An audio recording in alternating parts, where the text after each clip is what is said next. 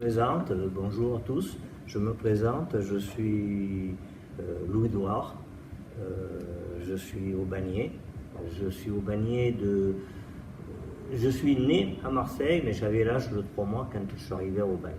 Mes parents étaient d'Aubagne et toute ma famille est de la Provence et de la région. Je suis un aubannier de cœur, j'aime mon Aubagne.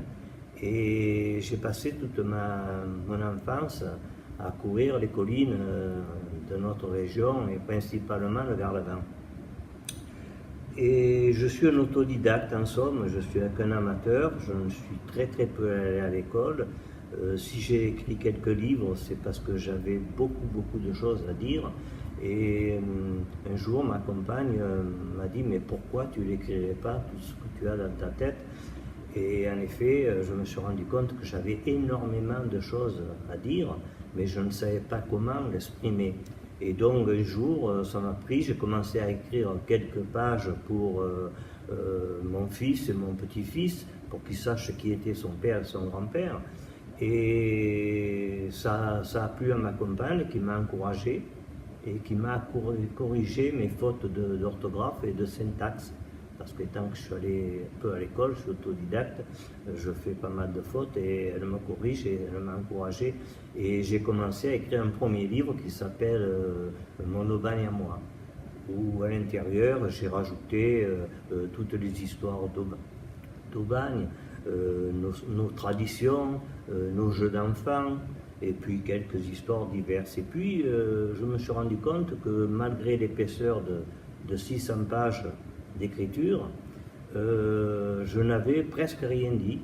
Et donc j'en ai fait un second, puis un troisième, un quatrième, et puis j'ai écrit sur le Garlaban, j'ai écrit sur ma vie privée personnelle, qui est intime, mais que je tenais à ce que, en somme, c'était une thérapie pour moi. Tout mon vécu, qui était très lourd à porter, j'en ai profité pour le donner aux autres et m'en débarrasser. C'est un peu ça en somme. Et donc j'ai continué à écrire pendant longtemps. J'écris à la plume, porte-plume et à l'encre sépia. Pourquoi? Parce que au départ j'aimais beaucoup l'écriture, malgré mon peu de savoir. J'adore le dessin et l'écriture. Et donc j'ai écrit au porte-plume et ça m'a plu. Le bruit de la plume sur le papier, la couleur de l'encre qui sèche lorsque j'ai le porte-plume en l'air et que je réfléchis à ce que je vais, au mot que je vais choisir, mon encre s'oxyde, devient un peu plus noire et finalement c'est amusant, c'est intéressant. Et puis ça ne se fait plus, alors souvent on me demande, mais vous savez qu'il existe l'imprimante et l'ordinateur, et des fois je joue un peu avec en disant que je ne sais pas. Mais en réalité, je ne veux pas écrire autrement qu'à la plume et au porte-plume. Alors, on m'a demandé pourquoi je n'essayais pas de me faire éditer. Je ne veux absolument pas, parce que je veux que ça reste une exclusivité pour la médiathèque d'Aubagne, pour le patrimoine, pour les enfants qui deviendront adultes à leur tour, et qui usent leur culotte sur les bancs de l'école, et plus tard, quand ils seront à l'âge de réfléchir sur leur propre vie, ils pourront peut-être un petit peu lire les livres en disant comment vivaient nos anciens, quoi. Voilà. Je me suis rendu compte qu'il y a beaucoup d'écrivains qui écrivent très bien d'ailleurs, mais qui écrivent toujours sur les grandes histoires, sur la politique, sur le sport, sur les guerres, sur la ville, sur beaucoup de sujets, mais le petit peuple n'en parle jamais. Moi, j'ai fréquenté, étant autodidacte, j'ai travaillé comme manœuvre dans les usines d'Aubagne, de céramique, pendant longtemps. J'ai fréquenté des vieux, des anciens, qui avaient un savoir fabuleux, qui avaient une connaissance de leur métier, même de la vie, de la campagne, des bêtes, des animaux, des chevaux. Et tout ça, personne n'en parlait, parce que ça n'intéresse pas les écrivains. Et alors je me suis dit, pourquoi ne pas moi-même en parler un petit peu?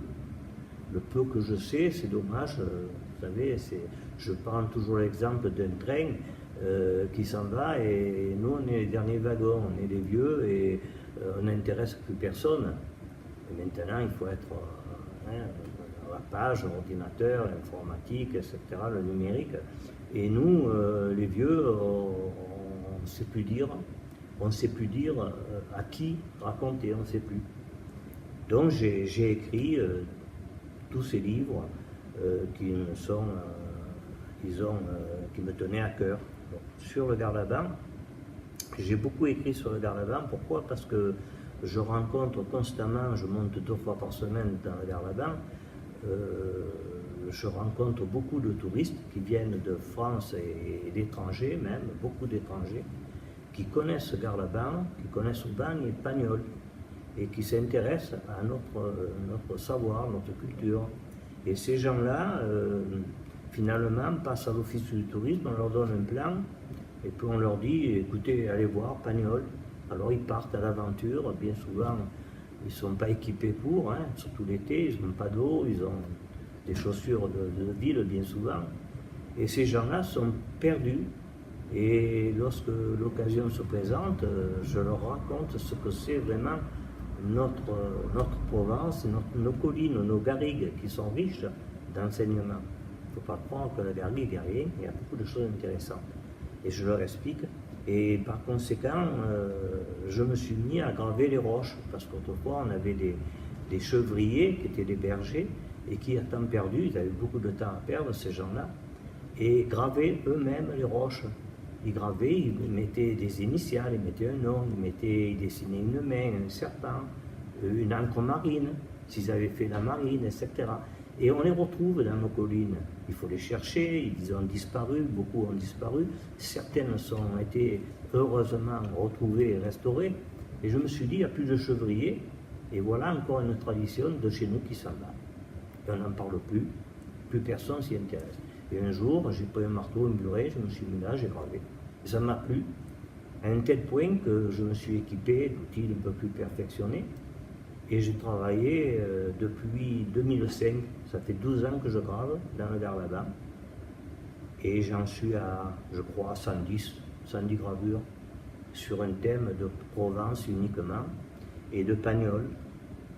Et puis pour les enfants, parce qu'on mène des écoles, la ville d'Aubagne et Marseille mènent des enfants dans le Garlaban, on leur fait voir. Et moi je leur explique que le travail manuel n'est pas dégradant, au contraire, qu'avec de l'amour, de la patience et de l'envie et de la passion, on arrive à faire de jolies choses. Et ils posent beaucoup de questions, comment je procède, comment je travaille, pourquoi, etc. C'est très intéressant pour les enfants et les adultes également. Alors il y a eu beaucoup de reportages qui ont été faits sur le web, bien sûr. Moi je ne me suis pas vu parce que je n'ai pas d'ordinateur, et je sais qu'il y a beaucoup de reportages qui ont été faits. Voilà pourquoi je me suis mis à faire des livres, l'origine et l'explication de mes livres. Alors ils sont écrits à la main, je vous l'ai dit, je ne veux pas être édité, je le fais en exclusivité pour la médiathèque d'Aubagne et la ville d'Aubagne.